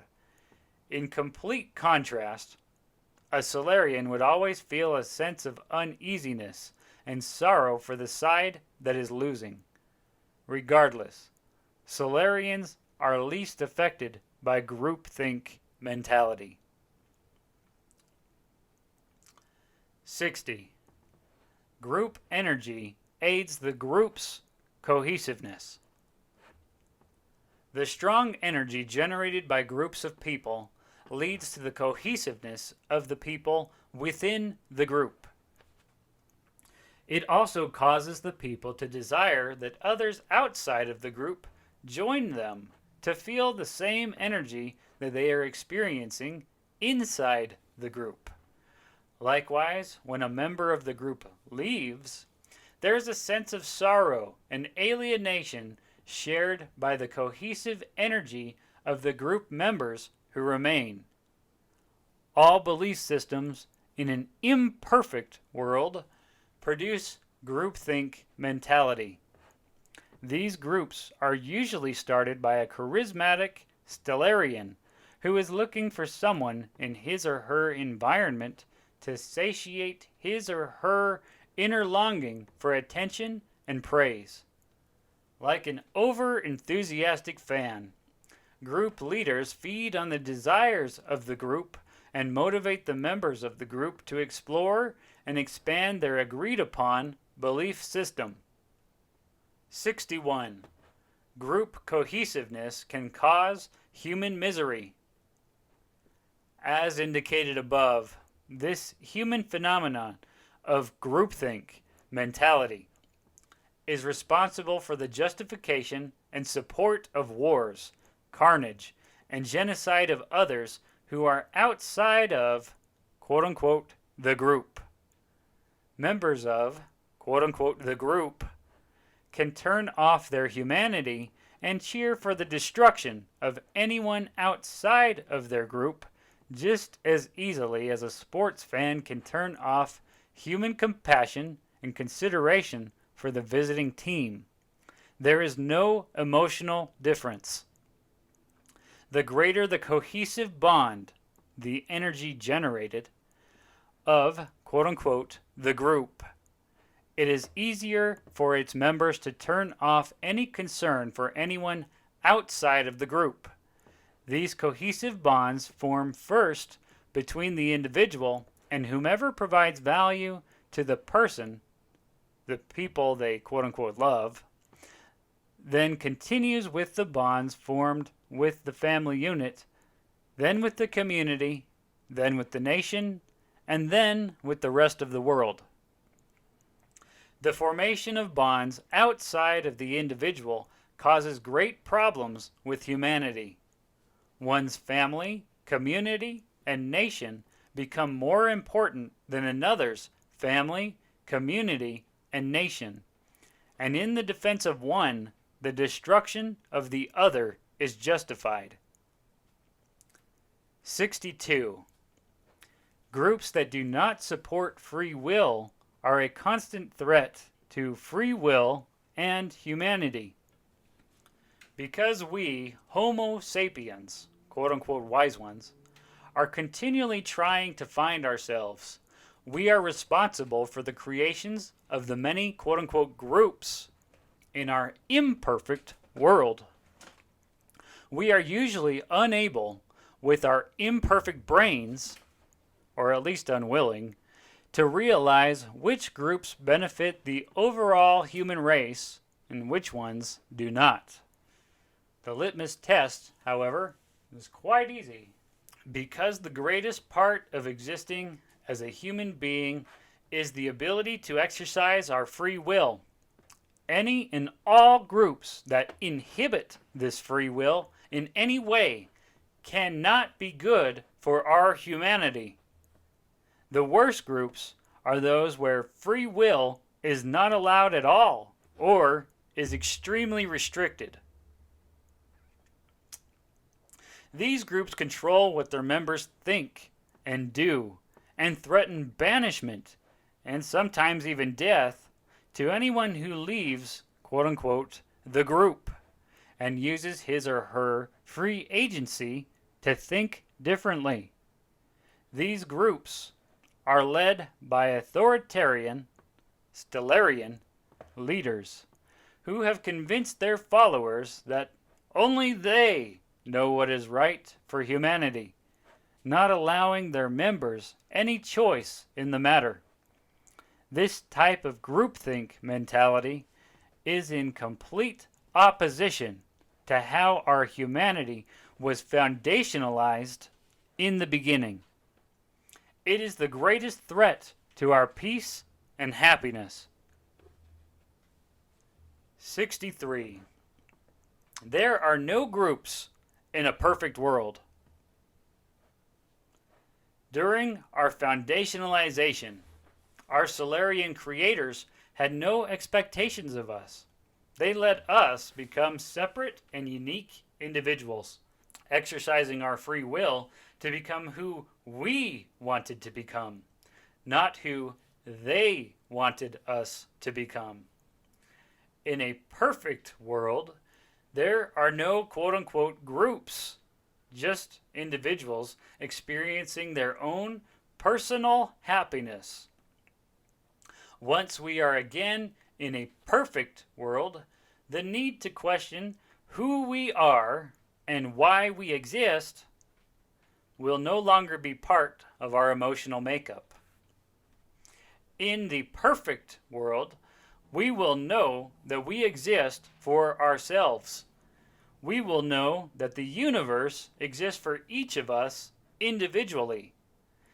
And we will have a firm and unwavering understanding that we were created by Stellarian people who are obligated by their own nature to serve every one of our individual needs. Living in this world, as was the case in our original perfect world, we will become a quote-unquote group of one, a quote-unquote army of one, and a quote-unquote gang of one. We will become who we truly are and will not need anyone else to tell us who we are or who we should be. We will become our true selves. Summary. Although we will never be condemned for the experiences we have in our imperfect body, we will one day acknowledge that our actions here upon this earth proved who we really are and why the majority of us cannot be trusted with power and control over others. We will acknowledge all of our prejudices and bigotry towards others that we developed by exercising our uninhibited free will. We will acknowledge that we did not think of others like we thought of ourselves, nor did we treat others as we would have wanted to be treated if we were them. We will acknowledge the times we cared more about ourselves and those who we valued, our loved ones, more than we did those whom we did not value. We will be left to contemplate the pervasive and convincing truth that we are who we are. Our actions in the approximate 100 lives we will have lived, without knowing who we were before, will convince us of what we do with uninhibited free will and the ability to have sex.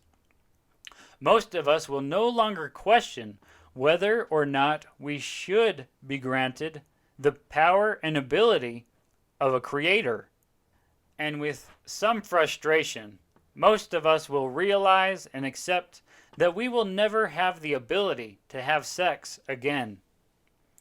But before this day of reckoning, we need to go through one more stage of human development that will further solidify who we are and leave us with even less of an excuse for our actions. We need an experience where we can fully concentrate on who we are and learn to be as comfortable with ourselves as possible.